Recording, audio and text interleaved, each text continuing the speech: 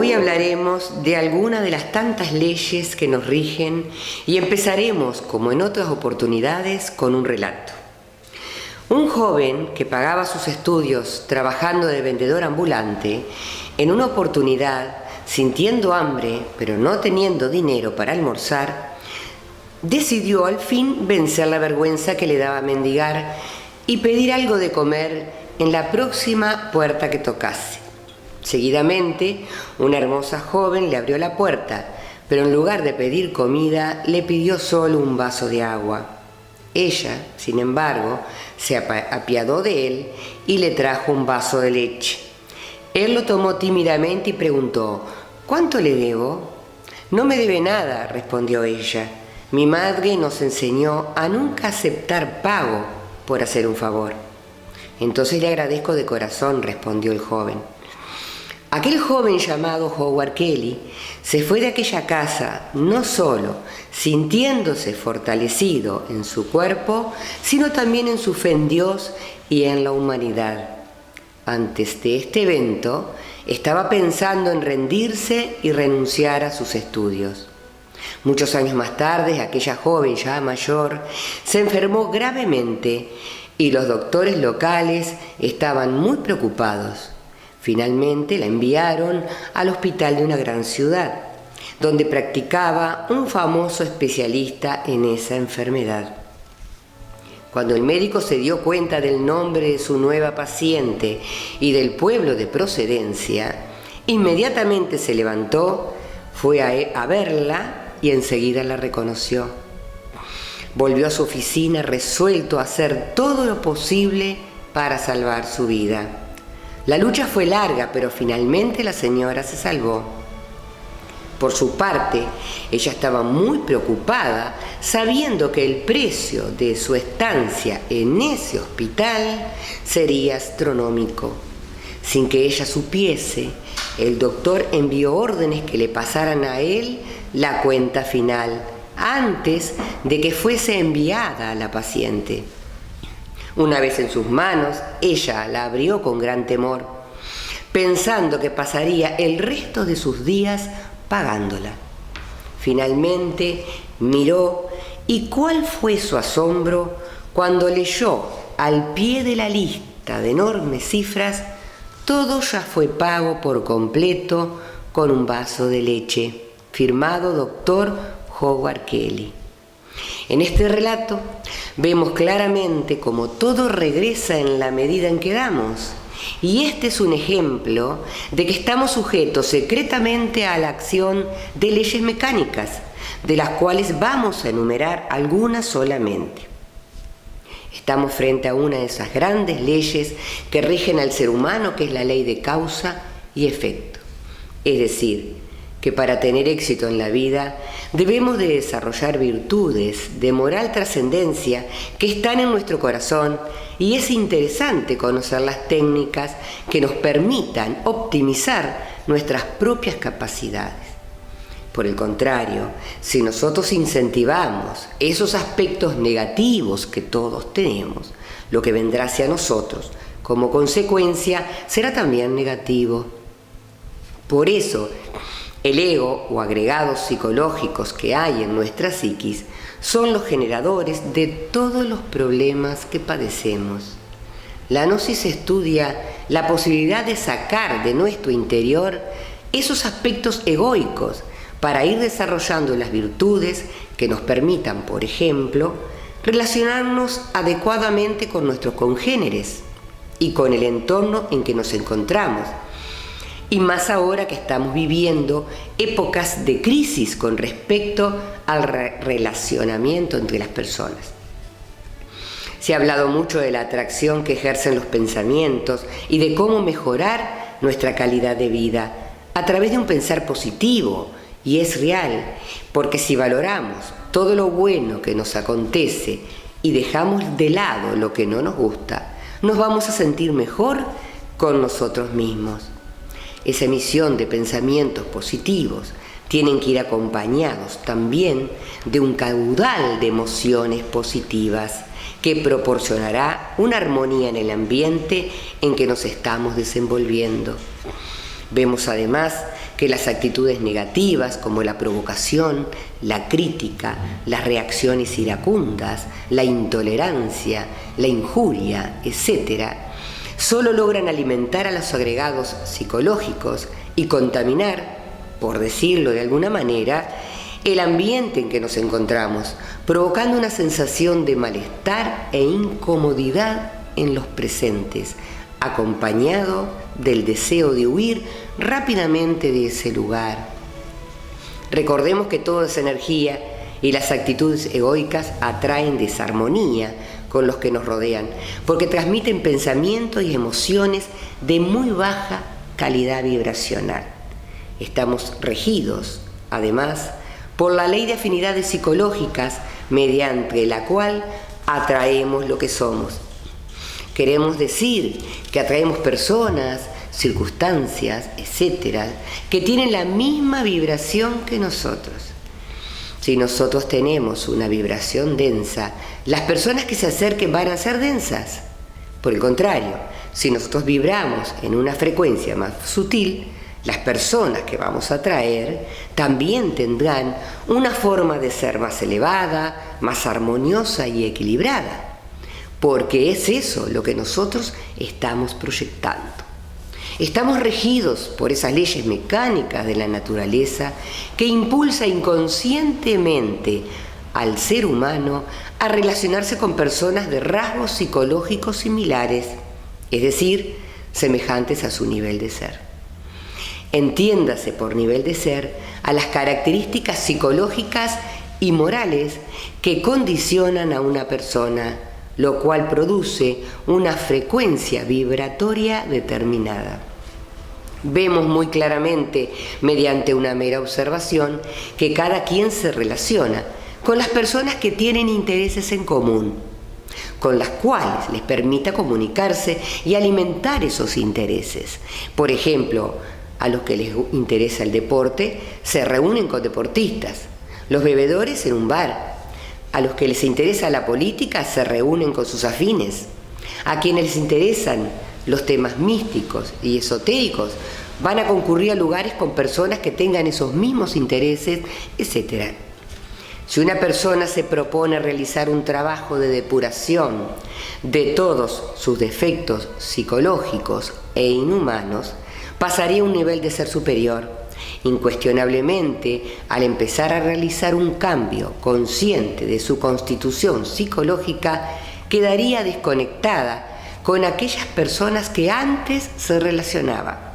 Perdería así el interés por ella y a través de esa ley de afinidades entraría a relacionarse con otros seres humanos de acuerdo a su nuevo estado o nivel de ser, teniendo de esta manera nuevas oportunidades y posibilidades de vivir mejor emocionalmente y hasta entrar en un nivel de economía superior. Hay muchas personas, con todo respeto, que creen y afirman que solo alcanza con un pensar positivo, pero sin duda hay que ir más allá. Esta ley de afinidades psicológicas ejerce una atracción no solo a través de lo que pensamos, sino a través también de lo que sentimos, y por ende en la calidad de nuestro obrar, que depende además del poder y cantidad de energía que le impregnemos a esas emociones, a esos pensamientos y a esas acciones. Convengamos entonces que no es suficiente querer, aspirar a algo o visualizar algo para que se plasme, para que se haga realidad. Comienza de esta manera a actuar la ley de merecimiento, a medida que vayamos generando una transformación interna que a su vez cambiará la calidad de la energía que transmitamos. Si aplicamos esto, con el paso del tiempo aparecerá la ley de retribución, porque en la medida que hagamos lo mejor para los demás, también recibiremos lo mejor para nosotros mismos. Generalmente actuamos en forma individualista y egoísta. Pensamos primero en nosotros y en nuestro bienestar, pero olvidamos que formamos parte de un todo y lo que le sucede a los demás, tarde o temprano, va a repercutir en nosotros también. Es esto teóricamente, quizás ya lo sabemos, pero el tema es cómo hacerlo, cómo ponerlo en práctica, para poder modificar las condiciones mecánicas en las cuales vivimos. Pero el secreto de poder poner estas leyes a nuestro favor, que nos lleva a lograr una transformación en nuestras vidas, se halla en varios puntos. Primer principio: consideremos que vivimos añorando un pasado que no volverá, pensando en un futuro que va a ser mejor, pero que a la vez es incierto. Lo único real que tenemos es el presente, que justamente es donde la vida sucede. Como decía un músico famoso, la vida es lo que te está sucediendo hoy, mientras estás pensando qué vas a hacer mañana. Esto nos lleva a reflexionar en la necesidad de estar atento de momento en momento a todo lo que pasa a nuestro alrededor, porque generalmente estamos absortos en nuestros pensamientos, mientras los acontecimientos cotidianos nos pasan por el costado. El poder hacerlo nos dará la capacidad de vivir en forma consciente.